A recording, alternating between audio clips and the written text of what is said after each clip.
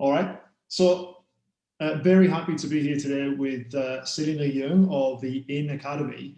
Salina, how's things? Good, good. Rob, thank you so much for having me.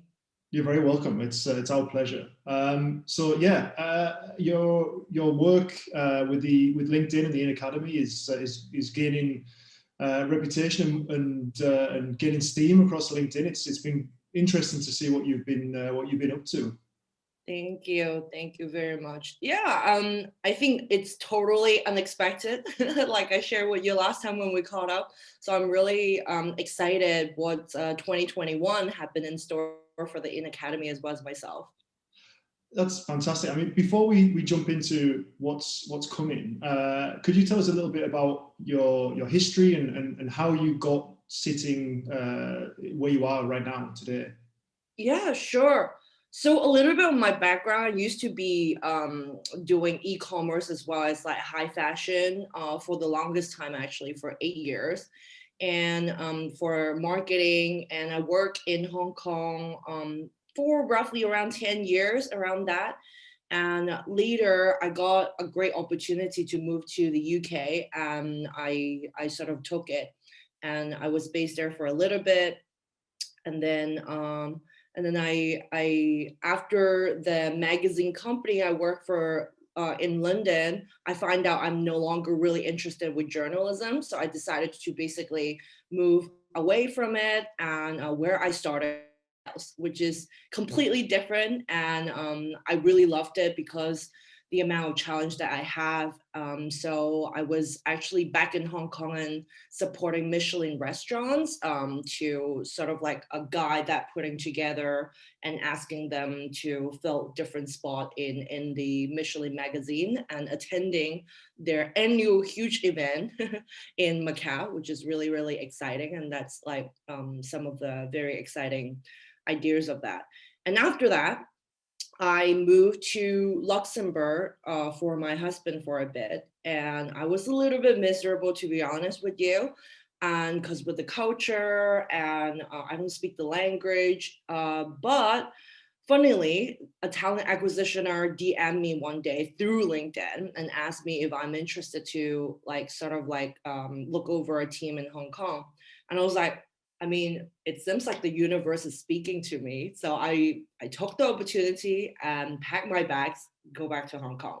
So this is how everything started. And I worked for LinkedIn for around 2 years, and leading a small new business team over there. Yeah, this is how things go. And obviously, COVID hit. I think Rob, I shared with you the quick story last time, and then I don't think it's possible for the long distance relationship with my husband, and it was really, really rough. So I decided to basically quit my job, which is a very high paying job by then, in the middle of COVID, which everyone tell me, you're ballistic, Salina, you shouldn't be doing that right now. And I packed my bags in the middle of COVID in April. I still remember. I booked a flight next day, and then I went to Doha, and then do a couple of like basically transition like 36 hours to Luxembourg. So this is like sort of like a crazy story. And I came back and I was like, oh, I feel great.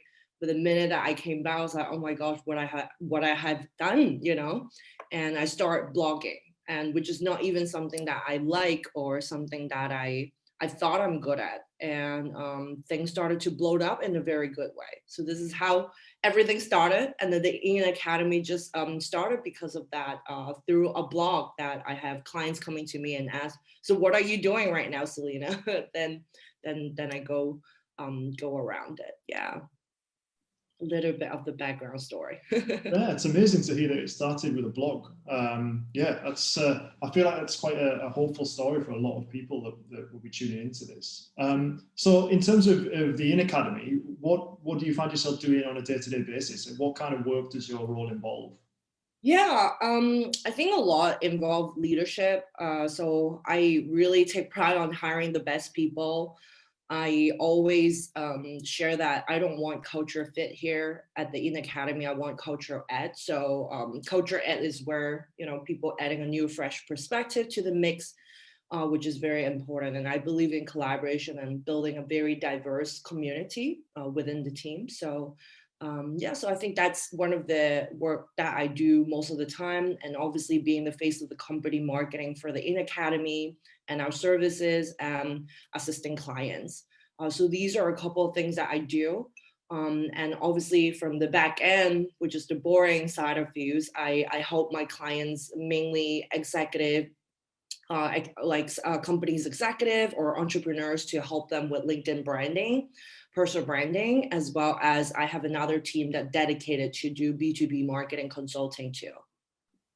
Excellent. And where do you find most of your clients are based then? Are they in sort of certain regions or? It's so global. You mean geographically? Yeah. Yeah, in US as well as Europe. Europe, just because I'm based here in Luxembourg right now, so a lot of people know me through the network as well as know me through some of the events prior to COVID. So yeah. Amazing, brilliant. So obviously running your own business comes with challenges, but alongside that, hopefully for most business owners, the excitement outweighs that most times. So what is it that gets you out of bed in the morning? What excites you about what you do? I just love this question so much because when I used to interview like various entrepreneur or industry leaders, those are the questions that I asked them and now to answer them. So thank you so much, Rob. I would say I show up on LinkedIn every single day in the hope of serving others, to empower, educate, and help many other entrepreneurs like myself or business coaches and side hustler to basically use LinkedIn the right way to help them to be successful. So this is how get me very excited, because that's like a really beautiful platform. I mean, obviously I'm biased because my business is based out of it. I used to work for them, right? But I truly believe that LinkedIn is a great platform, not just a social media platform, but also a professional networking site that people can go and learn so much from it. And people are extremely like open to share their knowledge, which is one of the things that I love about the platform and get me so excited every day. That's great to hear. In terms of people that you've worked with in the past that have helped you get to where you are, either personally or professionally, what would you say is the best advice that anybody's ever given to you? The best advice is actually advice that now I take it and also sharing with my clients is, if you want to invest in something with minimum risk, with guaranteed biggest return, is investing in yourself. And I couldn't agree more. Just when I thought I was at the peak of my career, I mean, still I'm just building out my baby, the academy right now, but I'm really enjoying every moment. Obviously there's ups and downs, but at the same time, I felt like I have been identifying myself with the job for too long. And you know, a lot of people also identify with their own corporate job and that's their identity, and that shouldn't be how it is. And a lot of people have that aha moment when COVID hit, right? The jobs is being they're being sort of laid off, and that's no longer an option. So building your own personal brand is the way it is to sort of like invest in yourself, and that's something that nobody can take away from you, despite anything coming crashing down. Yeah, it's amazing, right? When you think about, you know, people talk about personal branding, and that phrase is something that at times I totally believe in, and other times it makes me cringe. But I agree, you know, a job is definitely something that a lot of people build an identity around or identify themselves very strongly with. I know that's something that I've definitely suffered from in the past, and sometimes still do. You know, when you think, oh God, how do I explain what I do or who I am? You know, if I'm no longer this title, it seems to be a previous life. So it's interesting that you said that. In terms of what you do, I mean, obviously this is a big part of your role, but Yeah. how do you support other people that might be up and coming leaders or people that are quite ambitious to get from A to B? Like, how do you support them? Yeah, so I support them in two ways. One of it is every Wednesday, I went live on LinkedIn across the In Academy social media as well and share one topic that I'm passionate about or one tool, resources that could help them to get real result on LinkedIn for any aspiring leaders or entrepreneur or self-starter to help them to make sure they know what they need. So the other day we're talking about productivity.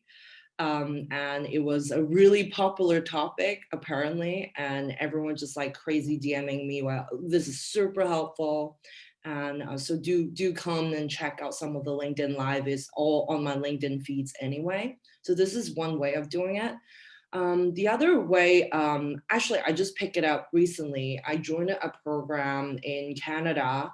It's called Acadium, which is an apprenticeship program that I support any of the interns looking for marketing opportunity, and I will mentor them. And they would be the future marketing leaders or entrepreneur of their own. So these are the two ways that I support aspiring leaders. Could you spell Acadium for us? Yeah, ACADIUM. Perfect. Brilliant. So obviously, again, you know, a lot of your work involves speaking to people through different industries, but how do you keep up to speed with what's going on in yours? I know it's super tough, right, Rob? I'm pretty sure you too. I think there's a lot of research involved. I love researching because that's part of my job at marketing, right? You need to research, keep you up to date with things. But I will go with three places usually with my industry, which is LinkedIn, right? One of the places that a lot of people missing out is actually LinkedIn Help-In. I know it sounds cheesy, but LinkedIn Help-In is the best resources. I know the team that putting behind it put a lot of thought to it. And if you just basically Google that questions, you might not be able to find it blog or in any way, but if you put at the end, put LinkedIn Help-In, it will just automatically come in. It's like open source. So that's the first place that I would go. The other is the LinkedIn business blog, where I know they have, not recently, but a few years ago, they hired an editorial team to really focusing on putting all the industry trends as well as what is coming for LinkedIn. So that's the second place that I would go. The last place, which I hope I could do more, is to join some of the LinkedIn product lead AMA events, like Ask Me Anything events. And I know they do it like sort of like quarterly.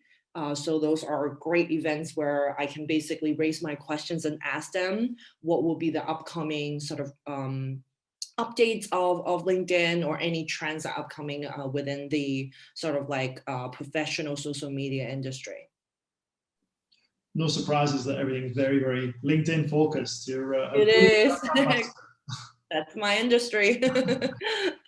In terms of your life and career so far, Yeah. what would you say is the most challenging project or the most challenging situation that you've had to overcome? I love these questions a lot, Rob. And I think it's going back to my stories, right? If I could really do that again, I think I might negotiate with LinkedIn to try to basically do a remote working situation where I won't start a long distance relationship.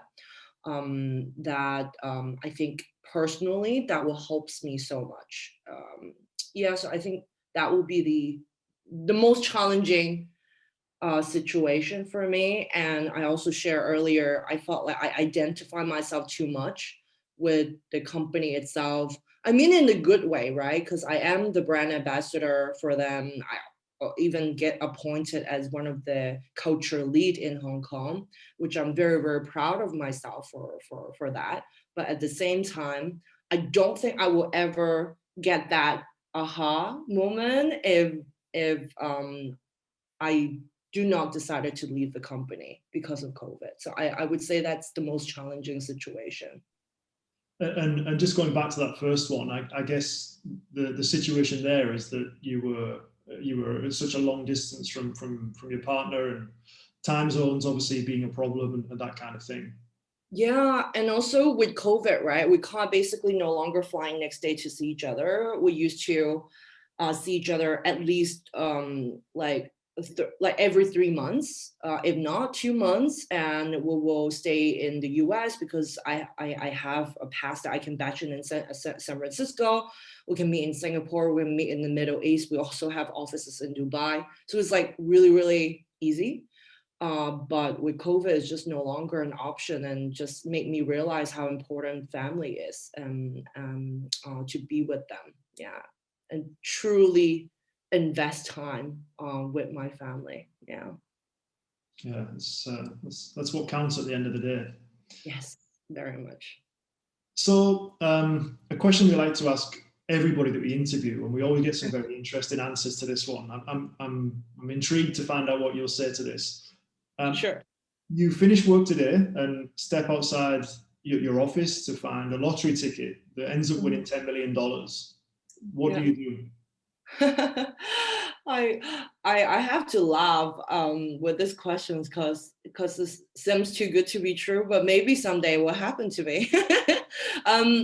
Selfishly, the very first thing, of course, like obviously there's people doing amazing things, you know, donating to charity, but I think the very first thing is I want to see the world, like really to go travel, pack my bags, especially with my family, with my dad. I think I am very, very grateful for my dad for giving me tons of opportunity when I was young, basically living abroad in the US as well as in the UK, and also going to travel every summer with the entire family. So I want to give back and say thank you to my dad for that. So I think that would be the first thing. The other two will be more with the team. I think I will give a raise to my entire team because it's been a crazy year. The last thing would be maybe investing in the best tool, best tech, best resources, and learning platforms to help our team to be even better at the job. So I think those are the three things that I would be using the lottery ticket winning dollars there. I think that's a smart answer. My first thought is always, okay, I'm straight to the airport. How about you? I'm intrigued, actually. Nobody wants to know my answer. I want to. Well, assuming the money, I can keep the money, definitely I would travel. And then I'd do boring stuff like invest so that I don't need to think about needing to make money in the future. Yeah, and then I'd like to think I'm kind enough to give some of it away to friends, maybe charity. That's great. Beautiful. Yeah, but I'll edit this out so no one's ever going to know. So. Okay, but I'm intrigued to know. I think investing is very smart. I will too. I will go for more risky investment if I can. Yeah. Like investing in startups and things, or? I have my eyes for Bitcoin. I mean cryptocurrency and even NFT, but I'm not sort of willing to take the leap right now because I don't think I'm stable enough. So I think by the time my company's stable, I think I would definitely put aside some money for NFTs or some of the upcoming Bitcoin trend for investment. Yeah. Cool. So when you're not spending your lottery winnings or working very hard, how do you switch off after a day of work? Oh, that's tough, Rob, to be really honest with you. I am my own entrepreneur for 9 months right now. Just a couple of months ago, I realized how important to take full ownership on my schedule. I know, right? It sounds super crazy that I'm not, yet it is how it is. It's difficult to switch off. I'm still learning it, but now the only two practice that I'm doing is no phone in bed and switch off all notifications after 11:30 p.m. It's so tough. It's really, really tough. I got times that I'm like touching my phone and I was like, wait. it's okay. I'll do it tomorrow. So these are the two things that I have. But still, I'm truly still learning, I would say. Not there yet. Yeah, I think it's tough as an entrepreneur or business owner. I think sometimes you never switch off, and that's a good thing. But also, like you say, there comes a point where, okay, I need to set some boundaries. So yeah, that sounds healthy. Thank you. If you were to look at your industry as a whole, you had one wish for its future, what would it be? Wow, one wish. Oh, that's so tough. Making LinkedIn Learning for free. I love that answer. Yeah, it's definitely been a bugbear of mine that LinkedIn, I think, maybe could have done more during the pandemic. Yes, exactly. I mean, they brought lynda.com, right, a while ago, and lynda.com actually do have access for free resources. So if they can open up half of it or even part of it, that's totally fine. Plus, as far as I know, they're not making huge amount of money through that as of now. I think it's okay to give it more accessible for people in the beginning, and later perhaps promote it in a very different way, right? So I think that would be the first thing I hope they would do. Well, I like that answer because it's a very neat segue into the next question, which is if you were to recommend one book or one podcast to other leaders, what would it be? Yeah. One book I just love. I have so many books that I love, but I will share one that I read recently. It will be A Confession of a Advertising Man by David Ogilvy. Yeah, that one is really interesting. So that would be the book. For podcast, oh, there's so many great ones. But the one that I always tune in will be Amy Porterfield, Online Marketing Made Easy podcast. I love her stuff. And a lot of my work is actually inspired by her as well. So I think that will be the one that I will go with. The two. Brilliant.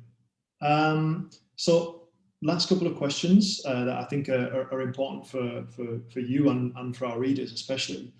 Sure. What's next? What's next for you and for your business? Yeah. So last year has been amazing year for the theinacademy. I've been getting tons of like one-on-one clients. I will still receive a couple one-on-ones clients, but I felt like I'm at that stage like where I need to sort of transform my business model from one to one to one to many. That's why I have this digital course upcoming. You see that rainbow sticky notes earlier. So it's actually open for enrollment on the 26th of July, which is the LinkedIn Personal Brand Academy, Turn Your Connection into Customers. So that is specifically built to help entrepreneur business coaches as well as side hustler to be really successful on LinkedIn, learning how to build from A to Z their personal brand, how to do content marketing to demand generation from LinkedIn. Amazing. Okay. And lastly, if people want to get in touch with you, how's best? I feel like I know the answer. LinkedIn, you know it already, Rob. Slides into my DM. I actually reply all my DM. A lot of people are so surprised. I mean, despite I have a huge community, I still take my time to reply to each individual DM. But don't slide to my DM and sell me stuff. That's the only rules. That's it. Excellent. All right. Well, that's been a fantastic interview, and I feel like there's an awful lot of value for people that are going to tune into this. So thanks so much for taking the time with us, Salina. And thank you so much. I think it's very, very fantastic. All the questions that you asked. I love the platform, and let me know what I can do for you as well, Rob. In terms of linking you up with several different people in my industry, LinkedIn or tech. Let me know. I'll be there. Brilliant. Thanks, Salina.